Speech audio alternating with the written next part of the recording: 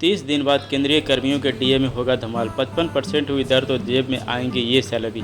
Staff side के राष्ट्रीय परिषद जेसीएम के सदस्य और अखिल भारतीय रक्षा कर्मचारी संघ एआईडीएफ के महासचिव श्री कुमार का कहना है कि कर्मियों के डीए की मौजूदा दर 50% है। इसमें 1 जुलाई से 4% की बढ़ोतरी हो जाएगी। केंद्र सरकार में लगभग 1 करोड़ से अधिक कर्मचारियों और पेंशनरों को 1 जनवरी से देय महंगाई भत्ते में 4% की बढ़ोतरी की सौगात मिली थी। इस वृद्धि के साथ ही डीए की मौजूदा दर 46 से 50% पर पहुंच गई। अब 30 दिन बाद यानी 1 जुलाई से एक बार फिर केंद्र सरकार के कर्मचारियों को डीए में बढ़ोतरी की सौगात मिलेगी। सरकार के सूत्रों का कहना है कि इस बार डीए की दर 54 या 55 पर पहुंच जाएगी। केंद्र की नई सरकार अगर डीए में 4 या 5% की बढ़ोतरी करती है तो कर्मचारियों के सैलरी में ठीक ठाक वृद्धि होगी। अगर डीए 54% हुआ तो होगा इतना फायदा। किसी कर्मचारियों का मूल वेतन 18,000 रुपये है तो 54% महंगाई भत्ते के हिसाब से उनके वेतन में हर माह 720 रुपये बढ़ जाएगी। 50% के हिसाब से डीए 9,000 रुपये बनता है।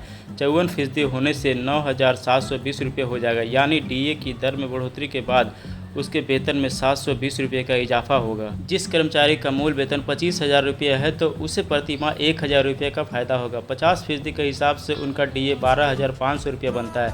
54% की वृद्धि से वह राशि 13,500 रुपया होगी।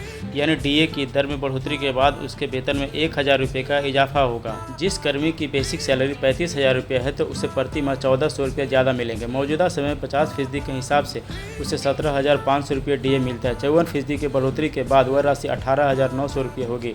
यानी डीए की दर में बढ़ोतरी के बाद उसके वेतन में 1,400 रुपये का इजाफा हो जाएगा। 1 लाख रुपये बेसिक सैलरी वाले कर्मियों के खाते में हर माह 4,000 रुपये से अधिक की बढ़ोतरी होगी।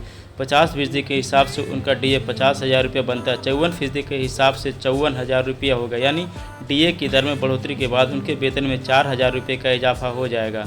डीए 55% हुआ तो होगी इतनी बढ़ोतरी। अगर किसी कर्मचारी का मूल वेतन 18,000 रुपये है तो 55% के महंगाई भत्ते के हिसाब से उनके वेतन में हर माह 900 रुपये बढ़ जाएंगे। 50% के हिसाब से डीए 9,000 रुपये बनता है।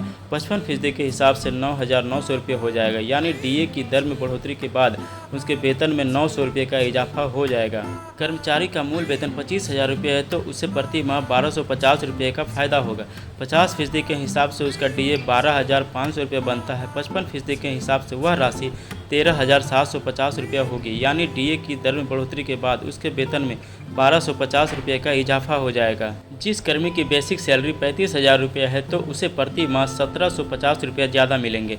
50% के हिसाब से उसे 17,500 रुपये डीए मिलता है। 55% के हिसाब से वह राशि 19,250 रुपये होगी। यानी डीए की दर में बढ़ोतरी के बाद उसके वेतन में 1,750 रुपये का इजाफा हो जाएगा। 1 लाख रुपये बेसिक सैलरी वाले कर्मियों के खाते में हर माह 5,000 रुपये से अधिक की बढ़ोतरी होगी।